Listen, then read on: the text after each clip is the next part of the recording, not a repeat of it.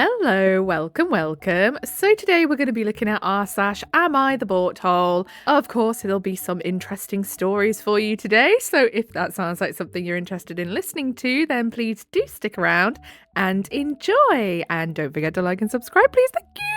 First post, would I be the butthole if I countersue for what I consider an accident for the cake this other woman's daughter wrecked after she ran into me? In the middle of June, I had just picked up a custom cake from a bakery that cost $65. On my way back to the car, a woman and her two kids were coming out of a church across the street where a wedding was taking place. I crossed at a crosswalk about half a block from the church. I saw the mother telling her little girl, maybe 4 or 5 years old, and dressed in a very white dress. That is brave. That is very brave. For that age group, my goodness. To stop jumping around and stay still. The girl didn't listen. She ran off, laughing and looking backward instead of paying attention, and ran straight into me. I dropped the cake and it hit the ground on impact. Chocolate went everywhere on the pavement, on me, and all over the little girl's dress. The mother came running, screaming at me. There were at least 2 people behind me and another woman on the church property who saw it happen. The mother kept yelling that I ruined her daughter's dress, that I owed her money for a new one, and that I needed to give her cash so she could buy a replacement before the ceremony. I told her it was an accident. Her daughter ran into me, and I wasn't paying for it. Absolutely, you tell her. She kept screaming profanity, loud enough that someone called the police. Ah yes, excellent parenting. Screaming profanity in front of your child. The child that you seem to not be able to keep control on anyway, that is just like legging it about and running into people because they're too busy trying to wind their mum up and going, ha, you can't control me. Now, don't get me wrong, kids can be feral. Everyone's kids can be feral. You can bring them up the absolute best way possible, and they're still going to have their feral moments. When officers arrived, she tried to claim that I threw the cake on her daughter and should pay for the dress. Wow. But another witness confirmed what really happened. The mother had told the girl to stop running, the girl ignored her, and she crashed into me, causing the cake to fall. The woman still wouldn't calm down until the police nearly arrested her. My goodness. And then only after her relatives came out of the church to help, she demanded reimbursement and threatened to sue me. At the time, no one exchanged information, but somehow she found out my name and address. Later, I learned that someone had filmed the whole thing, and the video got back to me. I would love to see that video. For science. I just want to see if she's screaming and squawking in that video, to be honest. Sure enough, she served me with papers. She's suing me for $3,000 for a new dress. Assault? What? And emotional distress. This mum is acting like you battered her kid with a cake.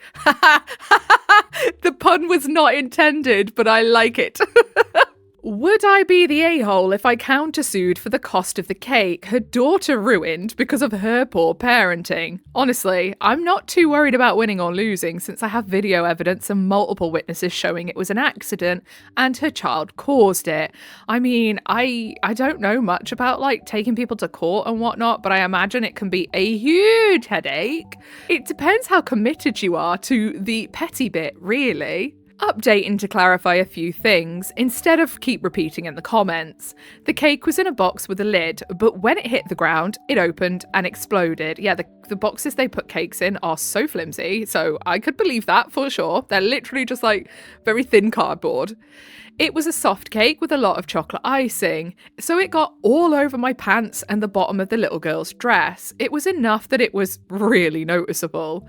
To clarify, I'm not mad at the little girl. I'm just completely gobsmacked by how her mother handled the situation.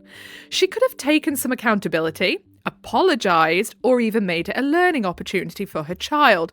Literally, God, if it was one of my kids doing that, I'd be mortified. Honestly, I'd be offering to pay for the cake, not demanding this woman pay for the dress, I'd be like, yeah, no, this is on us.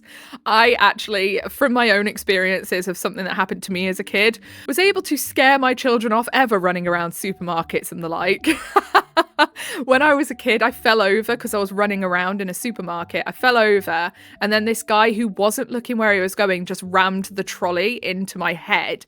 And I still have a missing, like, gouge in my skull. I had to have my head glued and everything, all that lot. It was disgusting. I don't remember a lot of it because, again, I was like, what, 6? But I just remember flashbacks of lots of blood, crying a lot, and my mum and my dad like panicking. Oh, and I remember the paramedic in the ambulance like drawing on my hand on one of those, like, she put like that tape on that they use to just secure bandages really quickly, the one that's like paper tape, and then drew like this spirally thing on my hand. I think she was obviously just trying to distract me. And I remember that vividly. And then I remember in the hospital afterwards, my dad giving me Cadbury's caramel chocolate to try and shut me up while they glued my head together. So yeah, I told my kids that, and they, to be fair to them, took that lesson on board real good, and they do not and have not ever ran around in the shops. Because I even got them to like feel, because I have a scar going all the way down my forehead. So I was like, look, this is what will happen. Feel it. Can you feel the dent in my skull? Okay, when I say it like that, it sounds like I was being really mean and traumatizing them. But I promise it was just to teach them not to do it. Anyway, back to the post. Something as simple as, this is why when I tell you to stop running and listen, because now your dress is soiled for the wedding. But instead she threw a fit, accused everyone else of her own poor parenting, and it escalated to the point where the police were called. After embarrassing herself and almost getting arrested, she still managed to act like the victim. She could have just let it go and moved on. For those wondering how she got my name and address, yes, I would love to know too. I don't live in a highly populated area. Say no more. Me neither. Someone halfway across the town could fart and we all know about it by lunchtime. I'm on social media, and the video of the incident was sent to me by someone I didn't even know. Someone she knew must have recognised me. Once you have a name, finding an address isn't difficult. She even had a processor serve me. I haven't had any contact with her in any way since the incident. I'm also surprised by how many people believe you need a lawyer to file in small claims court. All I have to pay to countersue is $100. From what I've read, I technically can claim lost wages, but they won't be granted. Realistically, the most I'd get back is my filing fee and the cost of replacing the cake.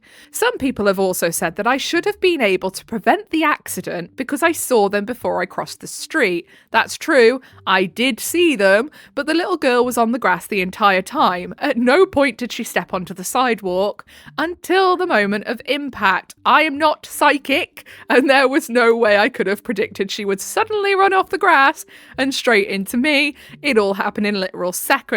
Literally, like, how are you supposed to predict just because you see a kid, you're going to go, oh yeah, that parent's got no control of them and they're absolutely going to run into me? No!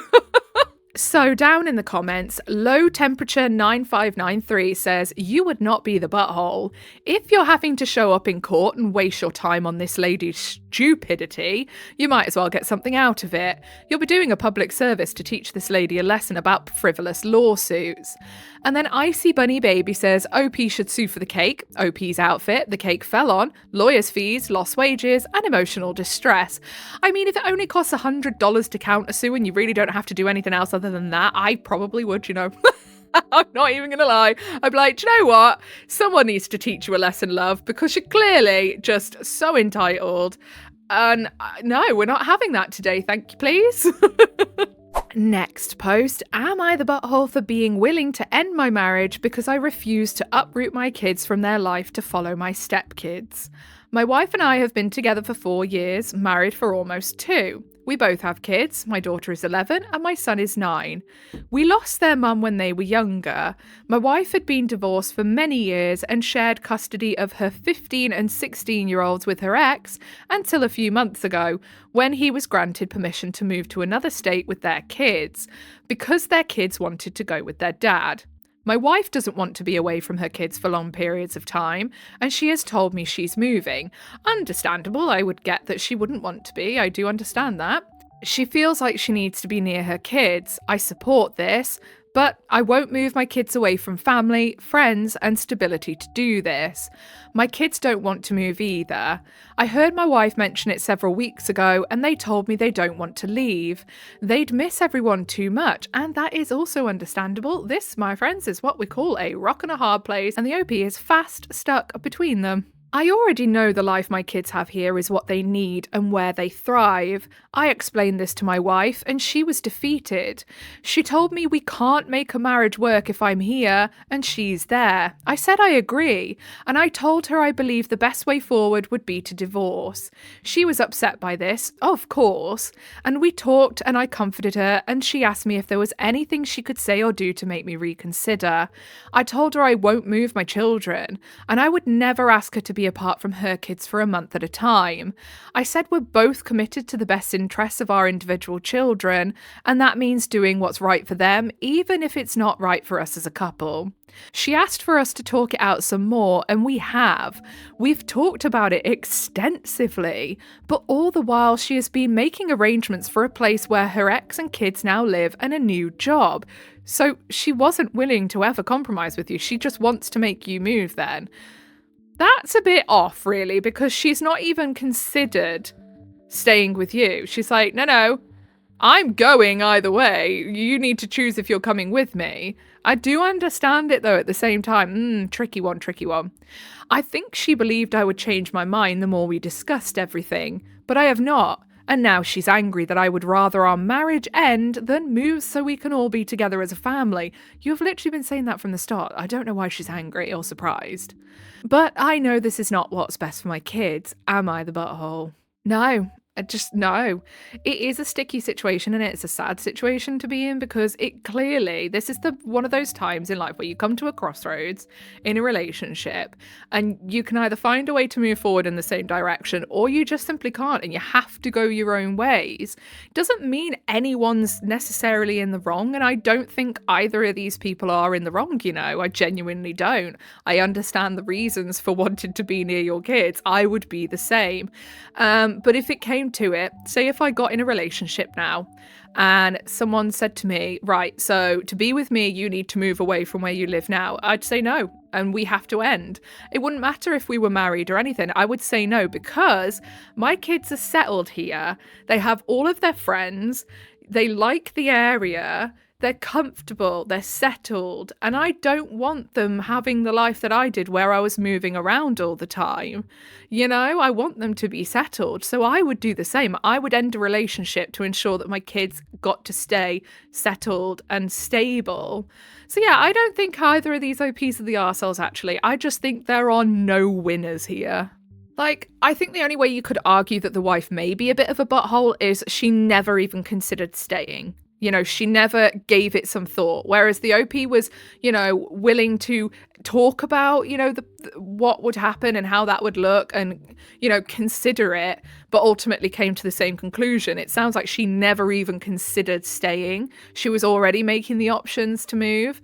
But again, at the same time, I also get that, because it's like, well, those are my kids. I have to go with them. I have to be near where they are. So I do also understand that. I think it's one of those things that unless you're a parent, you won't really get the gravity of having to make a decision like that, really. I think unless you are an actual parent, it's something that you would never quite understand how steadfast you have to be on that decision to be near them, Anyway. Down in the comments, Ayesh00 says, not the butthole. You are both putting the kids first, which is what good parents do. Unfortunately, the kids' needs are at odds, so that means the marriage has to take a back seat until they are all adults. Good luck. Exactly. And then No21390 says, I don't see much of an equivalence, but I agree with you for the most part. Her kids are nearly grown. They're not. They're 15 and 16. They have a lot of growing to do. And chose their dad to live with, even though he was moving states away and had to leave all their family, friends, and school. That says something. His kids are much younger and have a lot longer to go where they are. Seems like an easy call to me, but still a hard situation all round. Yeah, but the thing is, the kids could have chosen to go with their dad for many reasons. It could be they don't like OP. You know, they might not like OP and the fact that they're together. That could be why. They could be being bullied at school, so they took the chance for a fresh start and took it. I don't think you can immediately go, there's clearly something wrong with OP's wife, just from that alone. There are many reasons why a kid might choose to go with one parent over another. Doesn't necessarily mean that the other parent's a bad parent. We don't have enough context to make that assumption, you know? Next post, am I the butthole for asking my current wife to stop body shaming my ex-wife? Interesting. I, 45M, married my second wife, 29F, a few years after my ex-wife, 47F, divorced me. I'm thin, while current wife is on the heavier side, but my ex-wife is much heavier than her. I honestly prefer a woman to be on the heavier side.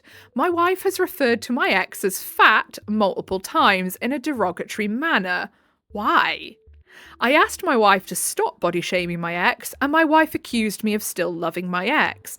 I love my wife, but my ex is a good person and the mother of my children. Exactly, you should respect your ex. Despite the fact that you're not together anymore, doesn't mean you can't still respect them as a person. Unless, of course, they were a massive arsehole, then I would understand not respecting them as a person, but still, like, what's the need to be bitter? and be nasty.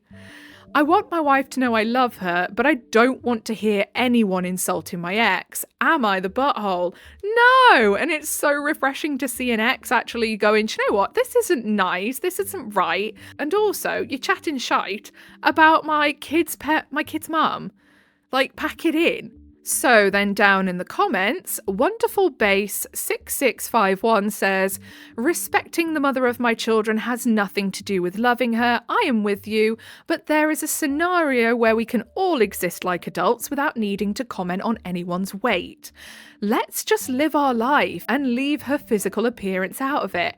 Exactly. I would love to know what she would reply to that. And then Far Satisfaction 7997 says, why is it always people who are a little heavy themselves saying crap like this? Have you tried saying people with glass houses shouldn't throw stones?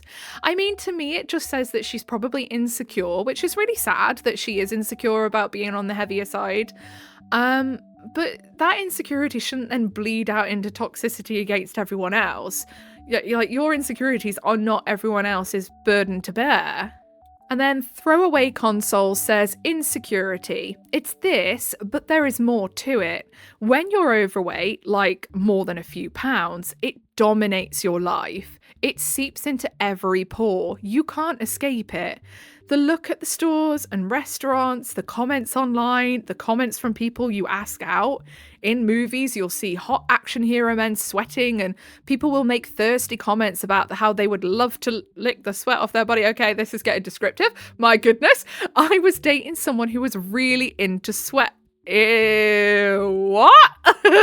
Ew. Anytime we were watching a show and the protagonist was sweating, they would comment on it and get really touchy, and it would usually turn into S. Now, I do a lot of cardio, but I also do a lot of eating. Me too. I can use a rowing machine at 135 over /100m. Pace for an hour. I'm not quite sure. I'm trying to decipher that in my head and I'm not getting it right now. I think I'm having a bit of a dense moment here. And be fine to continue running errands. This is relevant because I don't normally sweat during S unless it's summer. One day I decided to try using that stuff that makes you less sensitive when we had S. I went at it hard, and after a while I started sweating. I dropped sweat on him and he started sputtering and was like, ew. You were sweating on me. I stopped and I was like, I know, I did it on purpose because you think sweat is hot.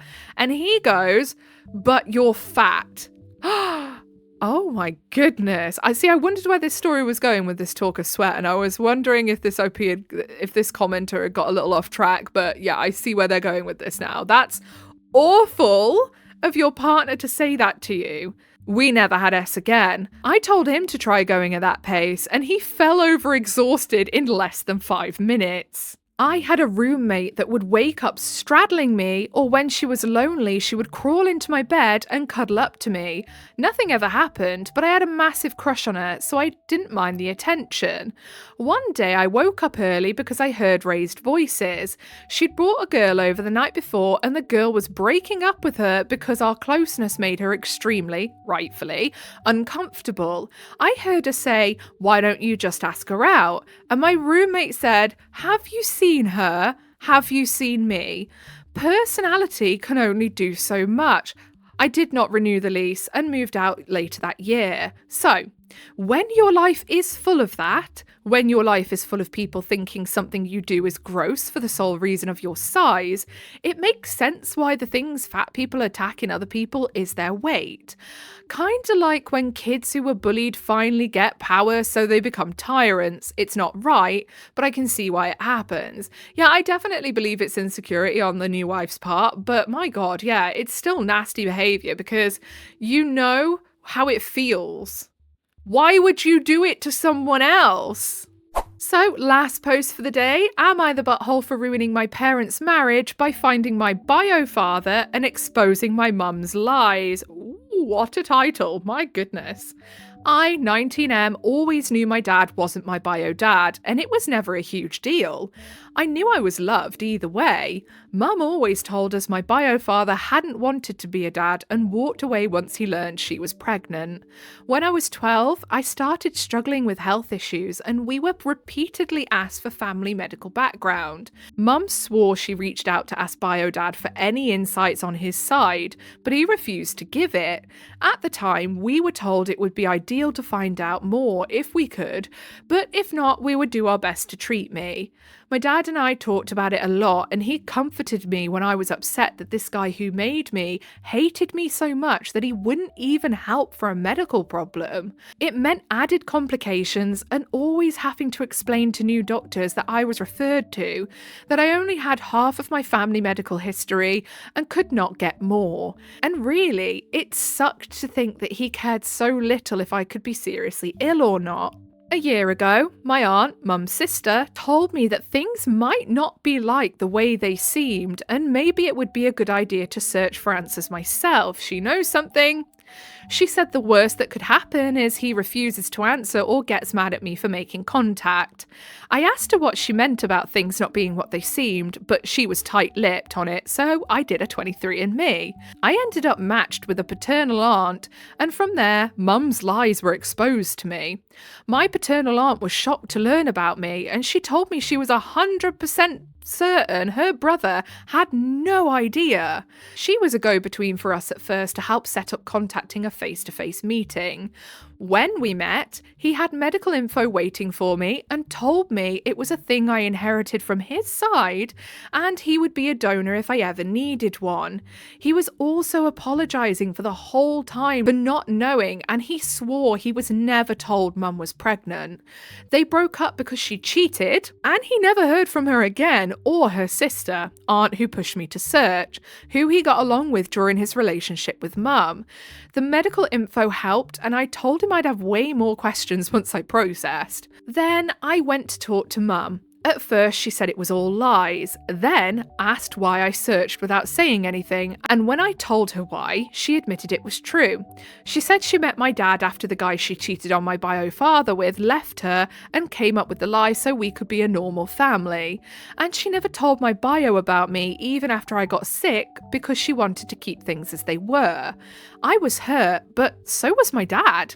He was mad she denied my bio father and me the chance to know each other. but also that she lied to him the whole time that they had known each other.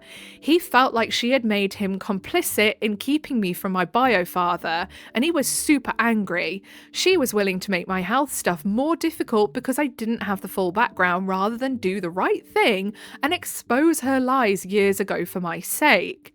The medical info I got was actually helpful for my medical team, so it was worth it in that sense. But it has ruined my relationship with my mum, and my parents' marriage is done. Dad wants a divorce and already moved out of their house. Goodness me. My siblings blame me for it because they know what went down between us all. Am I the butthole? Absolutely not. And your siblings, like, I imagine they're young, so I get why they wouldn't understand the nuances of all of this. But it's not your fault. It is not the OP's fault. It is the mum's fault. She's lied. She's lied to everyone. And for what? Because she wanted to play happy families. But I'm sorry, but that's not something you should get to do. You can play happy families while still have everything out in the open. I don't understand why that ever needed to be a problem. And also, when you see your kid going through scary health issues, which could have been inherited and could be helped by knowing the medical history of every parent involved, and you still stay tight-lipped, that's sick, honestly. So let's have a look at what the comments have to say about this, shall we? So, Wonky Fairy Kitty 5 says, agreed. What kind of crap parent lets their child suffer with a medical condition that may or may not require a transplant of some sort somewhere down the line just to hide their lie? Exactly, because it's got to be a pretty intense medical condition for there to have been talks of, if you need a donor, I will be there. That's quite bad. How is OP ever going to get over having such a selfish egg donor? I just can't call her a mother. I would gladly accept any humiliation to keep one of my children from suffering. Huge soft hugs coming your way, OP. Precisely. And then Firax says, what kind of crap parent lets their child suffer with a medical condition that they may or may not require a transplant of some sort somewhere down the line just to hide their lie? Apparently, the kind that has other crap kids who feel the OP should have just continued to suffer rather than expose his mum's lie. Again, I reckon the kids are probably still a bit too young to understand just how heavy all of this is. And so they're obviously going to be on their mum's side because it's their mum and now their parents are divorcing. So it makes sense. Obviously, it's not right for them to feel that way, but they're kids. And then Pixie Chixie says, we don't know how old the siblings are, clearly younger than 19. Young kids might easily just be scared of the sudden upheaval and looking for someone to blame and not fully cognizant of the depth of betrayal from mum. Hopefully a good in-depth conversation with dad will help address that. Exactly. And on that note, I think that's where we're going to leave it for today. If you made it all the way to the end with me, then I appreciate you very, very much. If you give a little like, subscribe, notifications on, I'll appreciate you even more, and that's your initiation into the cult of void. Welcome! Whatever it is you're doing for the day, I hope you have a really good rest of the day. Goodbye!